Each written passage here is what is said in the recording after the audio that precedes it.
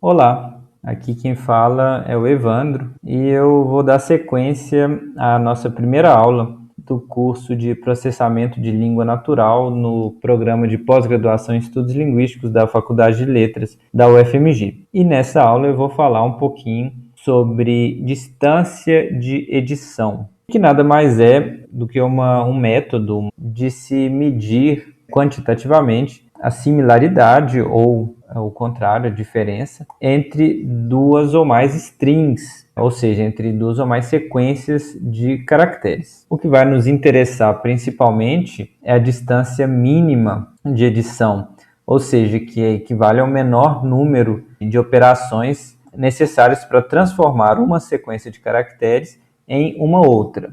Daqui a pouco isso vai ficar mais claro quando eu mostrar alguns exemplos. Mas eu já adianto que a utilização desse conceito de distância de edição ele é muito útil para algumas tarefas bem tradicionais da área de processamento de língua natural, como para a tarefa de correção ou verificação ortográfica, também para resolução de correferência em textos e também para algumas tarefas da linguística de corpos diacrônica histórica, como identificação de variantes linguísticas ou ortográficas em um corpus, e também na área de tipologia linguística, e comparação entre línguas e construção e reconstrução de árvores filogenéticas. A gente vai ver alguns exemplos disso mais para frente. Bom, primeiro é importante dizer que a distância de edição, na verdade, é um conceito, então não é um algoritmo específico, né? Em princípio, existem várias formas de se calcular a distância de edição, existe a distância de Hamming,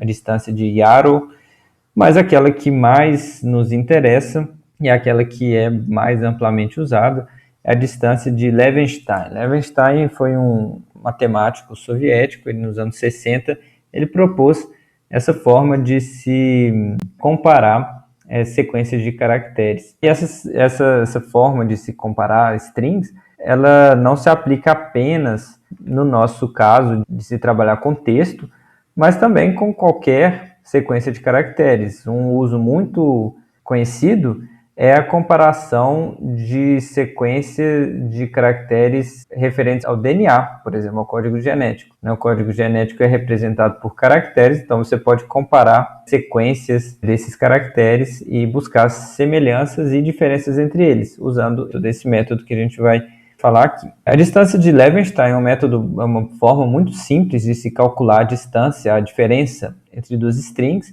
porque é baseado só em 3 operações. As 3 operações são inserção, remoção e substituição. Vamos ver um exemplo. Se eu tenho essas duas sequências de caracteres, uma representando a palavra cidade, a outra representando a palavra idade.